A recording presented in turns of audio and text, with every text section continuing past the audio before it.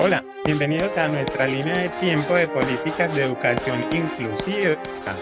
Esta línea destaca cómo las normas internacionales han influido en Colombia, aunque con rezagos temporales y adaptaciones contextuales. Las políticas nacionales reflejan avances, pero persisten desafíos en su implementación y cobertura.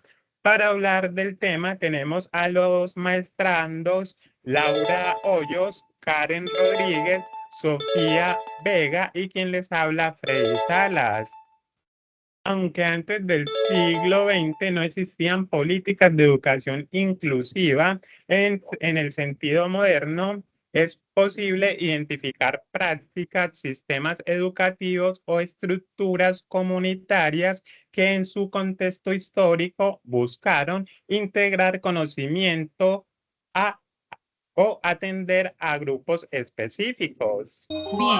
Bien, dentro de la prehistoria, que es hasta alrededor de los años 3000 antes de Cristo, entre los 20.000 y 10.000 antes de Cristo, dentro de las comunidades nómadas, el aprendizaje en estas comunidades, en las tribus y en los clanes, era sobre el conocimiento sobre la caza, la recolección y rituales, y pues estos se transmitían de forma oral y entre todos, y se incluían a niños, ancianos y personas con discapacidad según lo que cada uno pudiera aportar.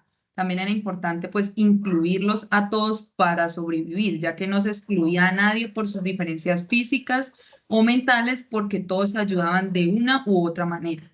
Asimismo, en la antigüedad, en Mesopotamia, la escuela de escribas, aunque elitistas, en ciudades como Ur y otras a nivel mundial, se formaban escribas de diferentes estratos para administración y religión.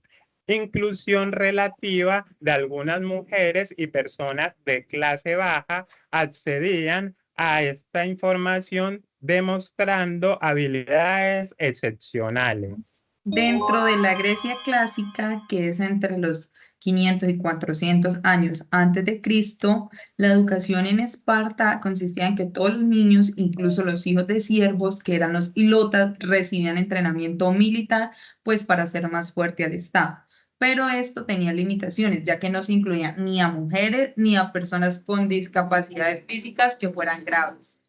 En la época precolombina, Américas hasta 1492, entre los años 1440 y 1450 después de Cristo, el Imperio Inca, Yachahuasi, Casas del Saber, eran escuelas para la élite inca, nobles y escogidos, pero también existía el MITA, sistema de trabajo comunitario que enseñaba oficios varios a jóvenes de todos los estratos. Estos oficios varios podían ser como la minería, la agricultura y la construcción.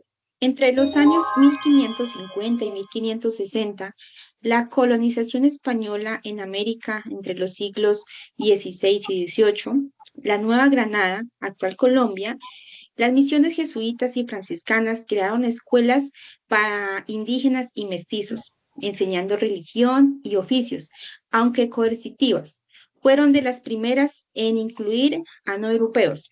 Es decir, que aunque ofrecían educación y oficios varios, operaban bajo un sistema de coerción que limitaba la autonomía de los indígenas, forzándolos a adaptarse a la cultura y la religión de los colonizadores. Para el siglo XIX, conocido como la independencia y república temprana en la Gran Colombia, los proyectos de Simón Rodríguez, mentor de Bolívar, fueron los que propusieron escuelas públicas para todos, incluyendo indígenas y pobres.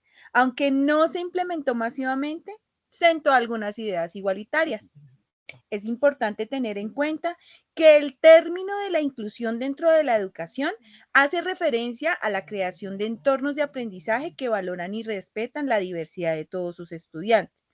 Hasta este momento de la historia no existieron como tal ninguna línea de políticas, ni internacionales ni nacionales, que dieran cuenta de ese tipo de educación para cada persona de manera única. Solamente se tenían términos como los marginados o como los esclavos, refiriéndose a las personas como negras, despectivamente. Y respecto a los adultos mayores, ¿se tenía algún tipo de consideración o de atribución a su sabiduría y a los saberes que pasaban a sus generaciones?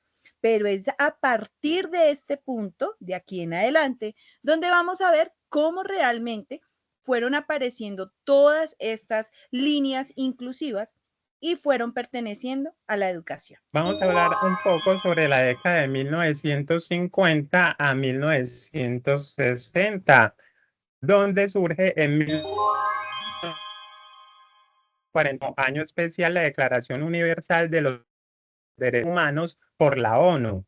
Tras la Segunda Guerra Mundial, la ONU buscó garantizar derechos fundamentales. En el artículo 26 establece que todas las personas tienen derecho a la educación sin distinción alguna, sentando las bases para futuras políticas inclusivas. El impacto fue el primer documento global que vinculó educación y no discriminación, incluyendo en reformas educativas en países como Colombia. Asimismo, a nivel nacional, en 1953 se creó el decreto 2267. Este establece normas públicas, aunque sin enfoque inclusivo refleja los primeros intentos de estructuración educativa postcolonial. Sus limitaciones fueron que no mencionaba la inclusión de minorías o personas con discapacidad, reflejando una visión homogénea de la educación. A nivel internacional, en 1960 surge la Convención de la UNESCO contra la discriminación en la educación. La UNESCO buscaba combatir exclusiones basadas en raza, género o discapacidad. Esta convención obliga a los estados a eliminar barreras en el acceso educativo. El impacto promovió la creación de políticas nacionales para grupos históricamente marginados como personas con discapacidad. A nivel nacional, surge en 1968 la Ley 12, en la cual busca en Colombia ratificar los convenios de la Organización Internacional del Trabajo, OIT, contra la discriminación laboral, relación con la educación. Indirectamente, al promover igualdad en el trabajo, incentivó la formación educativa sin exclusiones. El hecho importante en esta década, en 1969, es la expansión de las escuelas rurales, la creación de escuelas rurales en Colombia para reducir brechas urbanos-rurales, aunque sin enfoque en discapacidad o diversidad cultural. Para el año 1978, en el ámbito internacional, surge el informe de Warnock en el Reino Unido, que introduce el concepto de necesidades educativas especiales, impulsando modelos integradores, argumentando que el 20% de los estudiantes requerían un apoyo temporal o permanente. Para el siguiente año, en 1979, de forma nacional, surge la Ley 7 de 1979, que estructura el sistema educativo y menciona la atención a minusválidos. Este es un nuevo término que surge en esta época, aunque con terminología muy obsoleta. Ya para 1981, en el ámbito internacional, surge el término de las personas con discapacidad, promovido por la ONU, fomentando políticas inclusivas globales, buscando visibilizar los derechos de esta población con el lema participación plena e igualdad, y que impulsó reformas educativas. Sobre el año 1984, también de forma nacional, surge el decreto 2082 de 1984, que es la primera norma que reglamenta la educación especial, integrando a estudiantes con discapacidad en aulas regulares, donde surge entonces el término de integración, pero pues sencillamente iban a las escuelas, pero no había algo específico tenido en cuenta para ellos. Y un suceso importante que surge ya para 1982 es la apertura de centros de educación especial. En Colombia surge, por ejemplo, el INSOR para población sorda y en 1985 pues se pretende garantizar esa educación bilingüe, ¿no? La propia de Colombia, pero agregando como una segunda lengua la lengua de señas. En el nivel internacional tenemos la Convención sobre los Derechos del Niño en el año 1989. Dentro del artículo 28 se habla de que todos los niños deben tener educación y que esta debe ser gratuita y obligatoria. Y en el artículo 29 se habla de que la educación debe enseñar valores e igualdad. El impacto que tuvo esto en Colombia fue que se hizo grandes cambios en las leyes, como en la ley 115 de 1994 para aplicar pues estos principios. En ámbito nacional tenemos la ley 115 de 1994, que es la Ley General de Educación. Aquí por primera vez se reconocieron a las personas con discapacidad y con talentos especiales y pues se les dio el derecho a estudiar. Pero pues también hubo limitaciones, ya que no se explicó bien cómo era el proceso de ese derecho para que se pudieran cumplir esas prácticas. En la década de 1990 al año 2000, en el ámbito internacional se tiene la Conferencia de Salamanca en el año 1994. Aquí se dice que 92 países firmaron una declaración que decía que todas las escuelas deben aceptar a los niños sin importar las condiciones que cada uno tenga. Y el impacto fue que se cambió el enfoque de solo integrar a niños con discapacidad, sino que también a incluirlos realmente, pues pidiendo las adaptaciones necesarias para el currículo y también para la formación de los docentes. Un suceso importante fue la creación del programa de educación inclusiva del MEN en el año 1995. El Ministerio de Educación entrenó a los docentes para que ellos también pudieran enseñar a estudiantes de diferentes orígenes en las mismas aulas. Y pues que se hizo mayor cobertura educativa, es decir, que se amplió la educación para la población rural y étnica y también se crearon los etnoeducadores para las comunidades indígenas y afrodescendientes. En el ámbito nacional, en el decreto 2082 del año 1996, se establecieron reglas para atender a poblaciones vulnerables como los indígenas y afrodescendientes y también las víctimas del conflicto armado. Un avance muy significativo fue que se introdujo los enfoques específicos para que cada grupo permitiera también adaptar ese currículo según las necesidades de cada uno.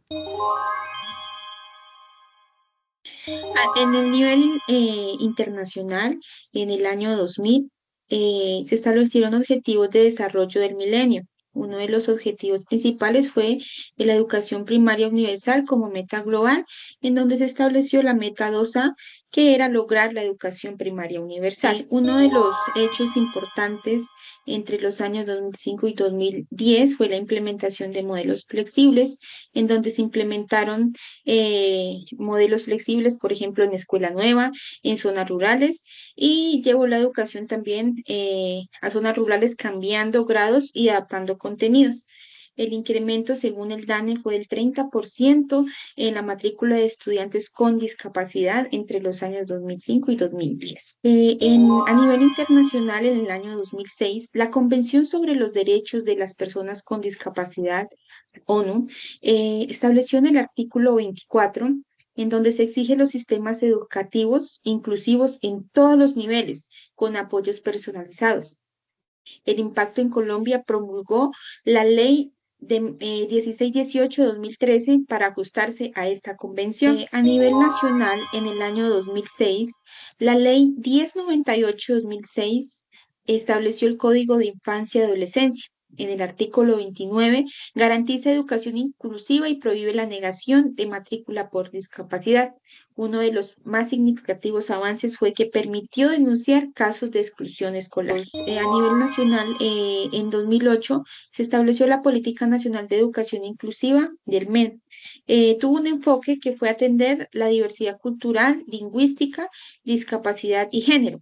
Una de las herramientas que se crearon para reforzar ese enfoque fue la creación de guías para los ajustes razonables y la formación docente. A nivel nacional surge la Ley 1618 del 2013, cuyo objetivo es garantizar derechos de las personas con discapacidad, ya que internacionalmente se venía hablando de inclusión y se venía ejecutando a nivel internacional. A nivel nacional solo se hablaba. Entonces, lo que busca esta ley es que realmente los estudiantes asistan a un colegio y sean tenidos en cuenta tanto en infraestructura como dentro del currículo. Asimismo, en la década de entre el 2010 al 2020, en el 2015 se genera la Agenda 2030 de la ODS 4, cual habla en su meta 4.5 sobre la eliminación de disparidades en educación por género, discapacidades o estatus socioeconómicos. El impacto que tuvo esta en Colombia fue que incluyó el ODS 4 en su Plan Nacional de Desarrollo. Uno de los hechos más importantes en el año 2015 fue la implementación de programas para víctimas del conflicto.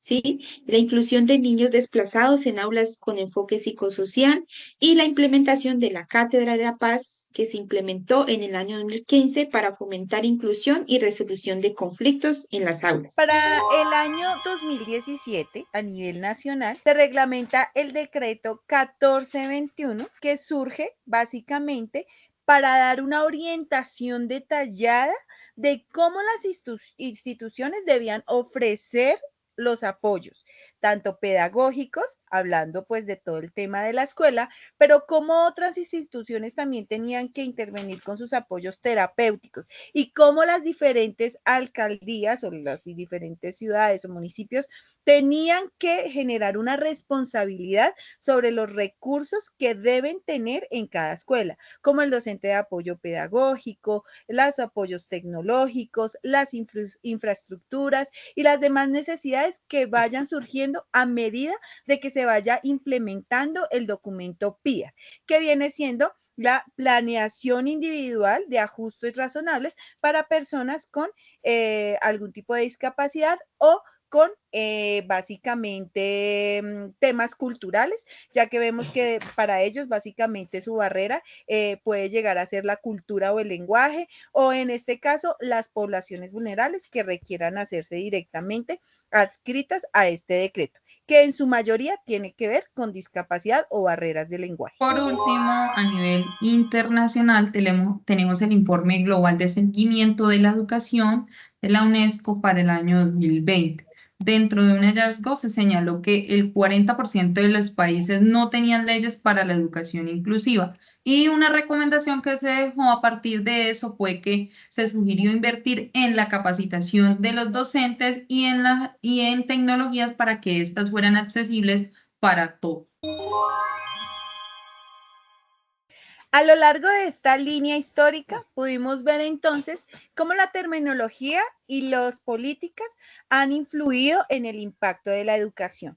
Vemos cómo en el principio de los tiempos eran los segregados porque no hacían parte de una sociedad y cuando ya luego quisimos incluirlos, quisimos manejar algo llamado integración, donde los estudiantes estaban en las mismas aulas, pero no hacían parte de los mismos currículos o de las mismas oportunidades.